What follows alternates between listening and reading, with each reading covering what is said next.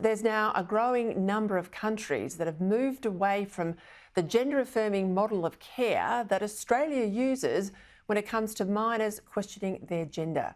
It was just earlier this year that the landmark Cass review revealed in the UK that they found gender medicine to be built on shaky foundations, prompting a swift response from the government to ban puberty blockers for minors. Unfortunately here, we can't even get a parliamentary inquiry into gender medicine. My next guest has had first-hand experience with gender medicine, starting puberty blockers and cross-sex hormones at 13. She had a double mastectomy at 15 and then began to transition at the age of 16. Since 18 years of age, she has been a fierce advocate for changes to the system, not wanting others to now go through what she did at such a young age. I'm pleased to say that a very brave Chloe Cole joins me now. Chloe, welcome to the program. Thank you for having me. I'm not joking when I say you're brave. I'm not joking when I say you're brave. I think this is such an incredibly personal thing to make as public as you do. You've been through so much as a young person. What's prompting you to speak up as you are? I mean, there are a lot of things that motivate me to speak up about my own experience and to connect with other people who have been through the very same thing.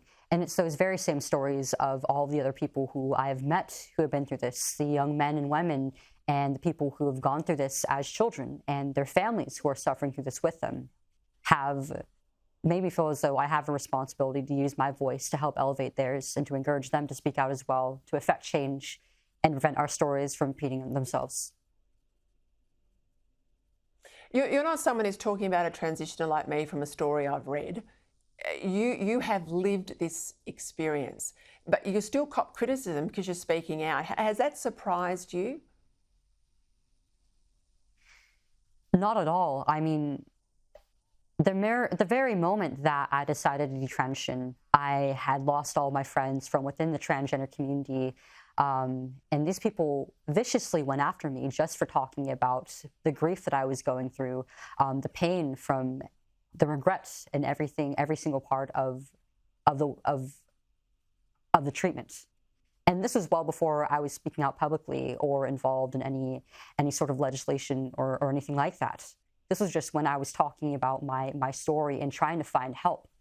And as difficult as it was, especially in those early stages, dealing with the bullying from this community that had once accepted me almost like they were family, it's helped prepare me to go forward publicly with my story. When I talk to psychologists and psychiatrists here in Australia, but from around the world, they say we need much more sort of mental health support for young people, counselling, information support, before we push them down the path of drugs and, in your case, horrifically, a double mastectomy.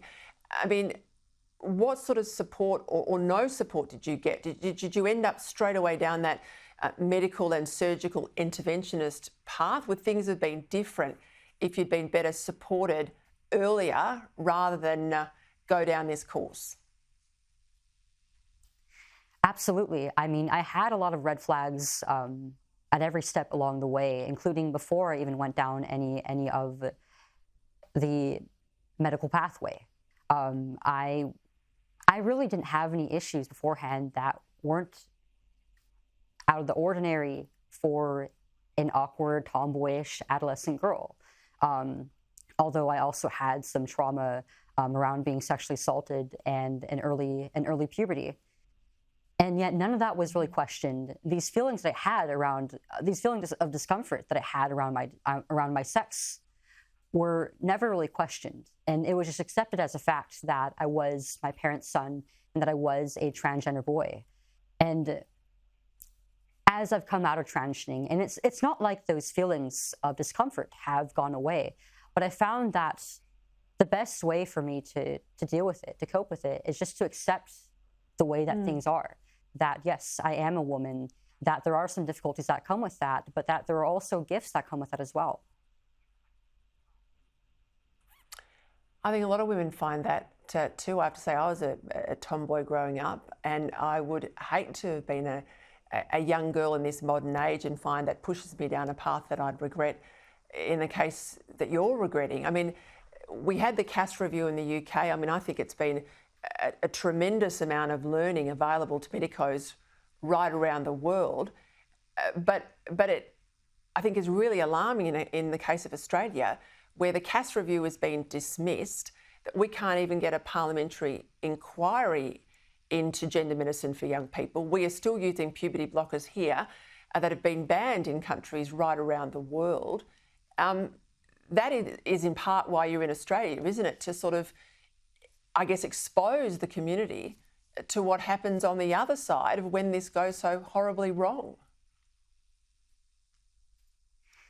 Yes, I want to warn the government of Australia and the people of Australia about something that's not only happened to me, but something that is actively happening in your own communities. Do not think of this as just a crazy California or US issue, or there's this idea going around that the standards here in Australia for the care model for people with gender dysphoria are different from that from other countries like the US or the UK, for example. But they actually follow the same guidelines by the WPATH, by the World Professional Association of Transgender Healthcare. And it's leading to the same exact outcomes that have happened in the UK and that are happening in the US right now.